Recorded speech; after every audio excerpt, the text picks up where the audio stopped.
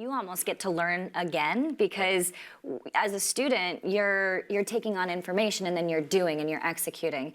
But to really understand something to the greatest extent is when you can teach it. And so it's like, if you really want to like work on your skill and your craft, learn how to teach somebody what you know. And that is where I think like just the feeling of, whoa, I'm shifting from being a student to a leader or a mentor or a teacher.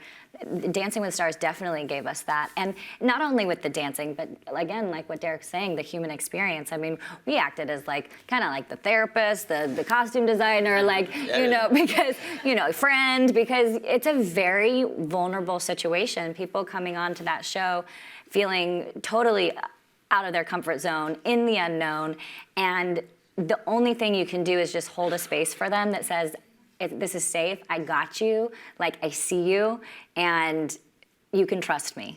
Also, too, just the fear, and also the deadline. It was like, yo, this is a live show, you're going out Monday. We love deadlines, If you're not ready. Deadlines are the best. If you're not ready, there's no like backing out of this. You got it, you're on stage, you're in front of millions of people, you gotta do this. And it put a lot of pressure, and it also taught, at least for me, taught a lot about my fears.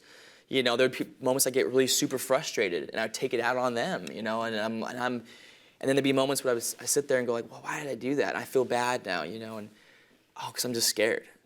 I'm just scared, man. I'm just scared of it not being good. I'm scared of being told that it's not good enough and not being enough. Again, going back to that sort of core, you know, fear. And then so you start uncovering different things about yourself just in life. And that's why it's so funny when you see people in the show like crying and getting frustrated. And you're like, come on, man, it's a dance show, relax. But when you're in that sort of pressure cooker, it's so much more than that. It really is, and it uncovers and sort of exposes so many parts of just being alive. It's really crazy. It is.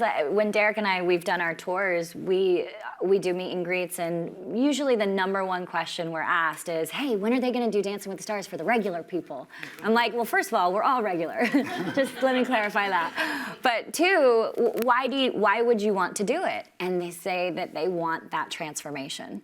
And it's not even about learning how to dance, but they see the confidence and like their spirit come alive. It like makes me tear up thinking about it, because that's what happens. That's what that show is really about, is like taking someone and like giving them this like opportunity to step into something that they are not comfortable with, and actually having like tangible success with it, or proof, because they're physically doing something, but it changes their whole life and their whole perspective of what's possible. So we had like 3 days, I think, before we go live, and we're thinking like, what can we do? And Julianne and I, we're about to go on tour, and we wanted to create something together, and the song is a love song, but then we were like, love can be in many different forms. Very much so, and it was kind of about toxic love, right? And we're like, well, family can be toxic love for sure, right? And I used the set previously on a performance with Nastia like 3 weeks before that. And we were just kind of like using with what we had to work with in such a short amount of time, you know, and it was like in the room across the hallway.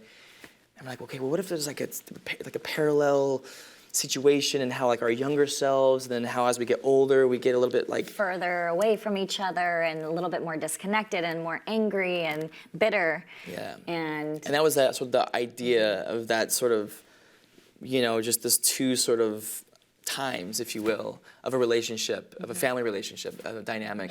And yeah, it just kind of, and by the way, a lot of those routines that you see, we're like looking over each other.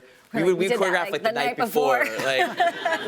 like literally, like there's like a lot of the things you saw were like, yo, we threw that together like 20 minutes before we went live. But you know what, and I will say though that some of that is a blessing, because as an artist, like if it's an open canvas and you don't have like direction, you can get lost, like right? Apple TV, you're like, oh God. What do I do? There's too many options. And also with time frame, that's why we really like deadlines, because you know, if we want to do it until we think it's just right, like it may never get done, because we want it to be the best it can be. So knowing that we had only like a few days, you kind of just have to go with it and like, commit, surrender, let it be, and just like trust. Yeah. Everything used to be very separated. It's like, okay, I'm a dancer here, I'm an actor here, I'm a singer here, I'm a producer here, And then, I have this new company over here. So they all felt very separate. And then something happened in the last couple years where I then had like this, I really found like my passion and my purpose. And I realized that every project that I create, whether it's dancing, whether it's writing music or producing, there's gotta be a through line. And the through line for me is to help people connect back to their most true essence of who they are. And that can be through acting, it can be through music, it can be through being on television shows, being a judge, whatever it is, like that's my purpose, is creating art so that people can see themselves in it and know how amazing they are.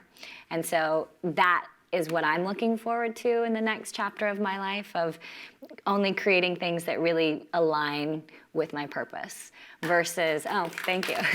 But versus like, oh, that's cool, I have no idea why I'm doing that. Like it really feels like, wow, I know what I want to put out in the world now.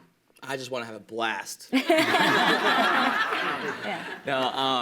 Yeah. But that's true. That's actually true. I do want to have a blast. I want to have fun. And I do too, by the way.